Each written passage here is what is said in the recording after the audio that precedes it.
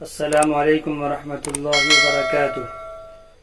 ناظرین، آج اولاد کی تربیت کیسے کریں دوسرا سبق ہے، جس میں آج میں آپ کو بتاؤں گا کہ اولاد جب کوئی بچہ پیدا ہو جائے تو اس کے بعد ماں باپ کی کیا ذمہ داری ہے۔ تو آج دو ذمہ داری کے بارے میں بتاؤں گا۔ پہلی ذمہ داری بچے کے کان میں اذان دینا اور اقامت کرنا، دوسری چیز ہے تحنیک کرانا۔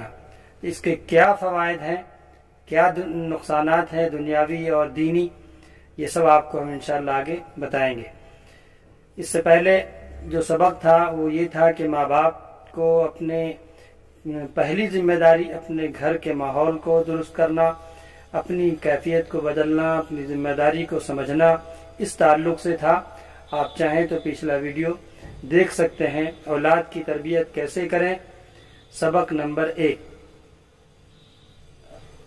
نحمدہ ونصلی علی رسولہ الکریم، اما بعد۔ قال النبی صلی اللہ علیہ وسلم: من ولد له ولد فأذن في أذنه اليمنى وأقام في أذنه اليسرى لم تضره أم الصبيان۔ آپ صلی اللہ علیہ وسلم نے فرمایا کہ اولاد کی جب کسی کے گھر میں کوئی لڑکا پیدا ہو، کوئی لڑکا ہو یا لڑکی ہو پیدا ہو، تو پھر اس کی پیدائش پر پہلا کام یہ ہے کہ دائیں کان میں اذان دیں اور بائیں کان میں اقامت کہیں۔ تو اللہ تبارک و تعالی اس اذان دینے کی برکت سے ام الصبیان یعنی بچے کے ساتھ جو نقصانات اور جو پریشانیاں آنے والی ہیں، اللہ تبارک و تعالی اس سے محفوظ فرما دیتے ہیں۔ یہ ذمہ داری ایک باپ کے اوپر ہے کہ باپ کو خود چاہیے اتنی تعلیم ہو کہ خود اذان کہہ سکے اور اقامت کہہ سکے۔ تو بہتر یہ ہے کہ باپ خود ہی جو ہے اذان کہے۔ بچے کی ولادت کے بعد جب بچے کی صفائی ہو جائے، یا اگر گرمی کا موسم ہے تو نہلا دھلا دیا جائے، تو اس کے بعد پھر فوراً اذان و اقامت کہی جائے۔ اور اگر مان لے کہ جاڑے کا موسم ہے، سردی کا موسم ہے، تو اس کو اچھی طرح سے صفائی کرنے کے بعد جو ہے فوراً ہی اس کے دائیں کان میں اذان اور بائیں کان میں اقامت کہی جائے۔ یہ ایک سنت کا عمل ہے، یہ بابرکت عمل ہے۔ تو یہ ذمہ داری ایک باپ کی ہے، اور اگر باپ یعنی والد نہ کر سکیں تو پھر جو بہتر اذان دینے والے ہیں، اچھے اذان دینے والے ہیں اچھی آواز میں، بہتر ہے کہ ان کو آپ بلا لیں اور ان سے اذان دلوائیں۔ بچے کے کان میں اذان دینا ایک بہت ہی بابرکت عمل ہے، کیونکہ اللہ کے رسول صلی اللہ علیہ وسلم کی سنت ہے۔ اس پر عمل کرنا ہمارے لیے اور بچے کے لیے بہت ہی فائدہ مند ہے۔ تو شیطان اس طاق میں لگا رہتا ہے کہ ہم اس کو جو بہکائیں اور سمجھائیں اور اپنا اثر ڈالیں۔ تو اللہ کے رسول صلی اللہ علیہ وسلم نے یہ فرمایا کہ بچے کے کان میں جب جیسے ہی پیدا ہو فوراً اذان و اقامت کہی جائے، یعنی اس کا فائدہ یہ ہے کہ اس کے دل میں، اس کے دماغ میں اللہ کی وحدانیت کی، اسلام کی بات داخل کر دی جائے، تاکہ شیطان کو موقع نہ ملے۔ اور اذان ایسی بابرکت عمل ہے، ایسا عمل ہے کہ شیطان اس عمل سے دور بھاگ جاتا ہے۔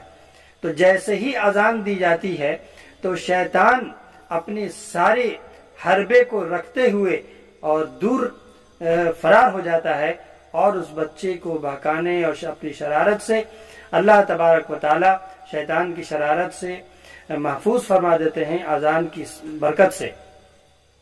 اور اقامت بھی کہی جائے۔ تو اس کے بعد پھر ایک عمل اور ہے جسے ہم تحنیک کہتے ہیں۔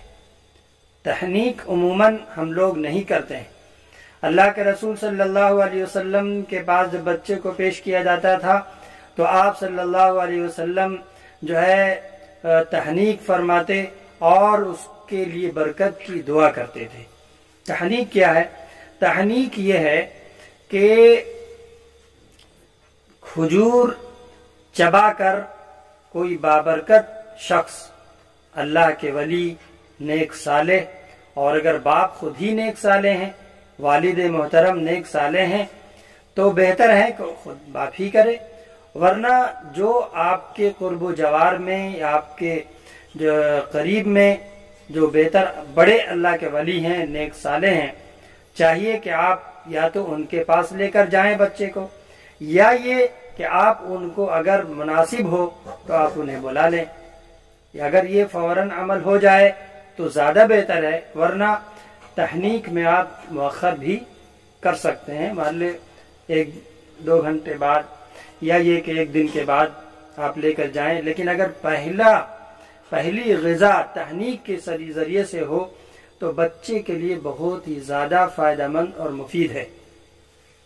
تو اللہ کے ولی یا کوئی بھی شخص جو ہے اسے چبا کر اپنے منہ سے، وہ چبانے کے بعد بالکل باریک کر کے اس کا کچھ حصہ لعاب کے ساتھ بچے کی تالو میں یعنی منہ کے حصے میں لگا دیں، اور بچہ اس کو اپنے اندر یعنی پیٹ میں لے جائے، یعنی غذا کے طور پر۔ تو یہ عمل اللہ کے رسول صلی اللہ علیہ وسلم کی ایسی سنت ہے کہ انسان کے اندر نیکی و صالحیت کی بنیاد پڑ جاتی ہے، اور یہ اللہ کا ولی اور نیک صالح بننے کا بہت بڑا ذریعہ ہے۔ آج ہم اس عمل کو کرنے سے محروم ہیں۔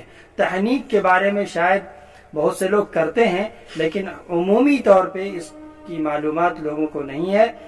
یہ عمل بہت ہی بابرکت ہے، ہمیں اسے کرنا چاہیے، کیونکہ بچے کو نیک صالح بنانا یہ اللہ کے ذمہ ہے۔ اللہ تبارک و تعالی اسے نیک صالح بنائیں گے، لیکن جو سنت کا عمل ہے، جو ہمارے نبی صلی اللہ علیہ وسلم نے ہمیں تربیت اولاد کے تعلق سے جو بتایا ہے، جو اولاد کے لیے بہتر ہے، وہ ہمیں کرنا ہے۔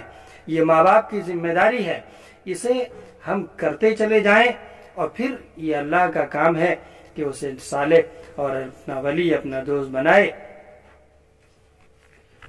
اس کا دنیاوی فائدہ یہ ہے کہ اس کے عضلات، دماغ کے عضلات اور اعصاب متحرک ہو جاتے ہیں۔ اللہ کے رسول حضرت محمد صلی اللہ علیہ وسلم نے فرمایا، ان رسول اللہ صلی اللہ علیہ وسلم کان یؤتی بالصبیان فیبرک علیہم ویحنکہم، رواہ مسلم۔ یہ ایک حدیث ہے جو آپ صلی اللہ علیہ وسلم کے بارے میں بتایا گیا کہ اللہ کے رسول صلی اللہ علیہ وسلم کے پاس بچے لائے جاتے تھے، آپ ان کے لیے برکت کی دعا کرتے تھے اور تحنیک فرماتے تھے۔ یہ بہت ہی بابرکت عمل ہے، ہمیں اسے کرنا چاہیے، کیونکہ اللہ کے رسول صلی اللہ علیہ وسلم نے وہ باتیں ہمیں بتائی ہیں جو ہمارے لیے، دنیا والوں کے لیے اور اس بچے کے لیے قیامت تک اور سارے انسانوں کے لیے فائدہ مند ہے۔ اللہ تبارک و تعالی عمل کی توفیق عطا فرمائے۔ اگلی ویڈیو انشاءاللہ آپ کو نام سے متعلق ملے گی، یعنی نام کس طرح رکھنا چاہیے، کیسا رکھنا چاہیے، اس تعلق سے جو ہمارے نبی صلی اللہ علیہ وسلم نے فرمایا ہے، یہ پوری تفصیل کے ساتھ اس کی ویڈیو ملے گی۔ والسلام علیکم ورحمۃ اللہ وبرکاتہ۔